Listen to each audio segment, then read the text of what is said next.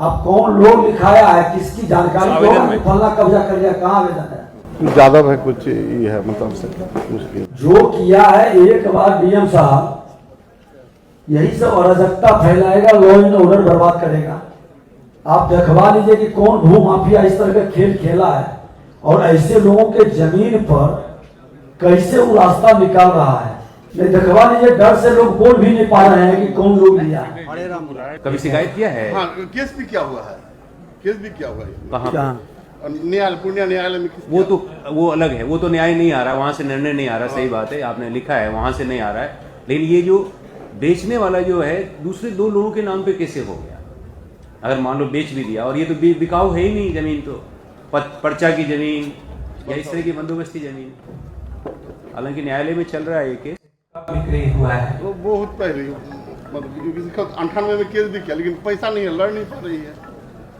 ये तो कोर्ट का मामला है, संज्ञान में नहीं है सर। आप इस बार डीएम साहब, इस तरह के मामला तो बहुत सारे होंगे यहाँ। ये मामले को एक बार देखवा करके और अपने विभाग के स्तर पर इसकी समीक्षा कौन बता सकते हैं, इस पर प्रकाश डाल सकते हैं इस तरह के मामले में? जो सेटल लैंड है गवर्नमेंट के द्वारा, उसका तो फिर से बिक्री होना निषेध है उसमें। और अभी जो मुख्य सचिव का भी जो अभी परिपत्र निकला है उसमें भी लिखा हुआ है एकदम स्पष्ट रूप से कि जिनको लैंड सेटल किया गया है, it can not be unsettled. ये इसमें तो कहीं भी कभी भी उसको चेंज नहीं किया गया है। 47 के बाद से नहीं, जो सर्कुलर है वो अभी भी लागू है। तो हमको लगता है कि जमाबंदी कैंसिल, और अगर जो बिक्री हुआ है उसको कैंसिल होना चाहिए। जमाबंदी हम कैंसिल करेंगे।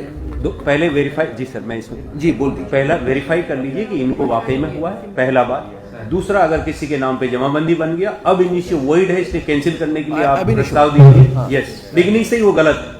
चाहे कोर्ट में केस चल रहा है तो चलेगा, चलने देंगे, उससे कोई जमाबंदी तो कैंसिल हम कर सकते हैं। तो एडीएम साहब के यहाँ पे कैंसिल कराइए, और इनको अगर वहां पे भी लीगल सहायता की जरूरत है तो बालसा से आप इनको लीगल असिस्टेंस प्रदान कराइए। सर इसमें जितने भी हमारे न्यायालय हैं, अभी पीएलबी जो है वो हर न्यायालय के साथ एक अटैच है, जैसे हर थाना में भी है और हर अंचल में भी है। तो उनसे हेल्प करा दीजिए। हाँ, बिल्कुल, तो आज से सर हम लोग इस चीज को थोड़ा और सेंसिटाइज करेंगे कि सब लोग जो है लीगल काउंसिल जो है सभी लोग। अगला, उसमें जबरदस्ती जो बिल्डिंग बना रहा था चौक में, बोलने के उल्टे धमकी देता है, धमकी दिया था, इसको छोड़ दिया।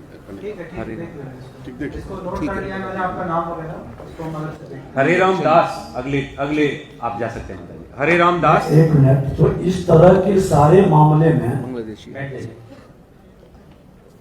ठीक है, इस तरह के सारे मामले पर इस जिले के अंदर ये सीमावर्ती क्षेत्र है, कौन लोग लिखाया है नाम जी? एक मिनट माता जी, भाई साहब आइए। माता जी को वहीं बिठा दीजिए। नहीं, कौन लोग लिखाया है ये जमीन? ये सबको नहीं पहचानते, हम नहीं जानते। अरे नाम डर से नहीं बताइएगा तो आप कौन लोग लिखाया है, किसकी जानकारी को फलना कब्जा कर लिया, कहाँ आवेदन है?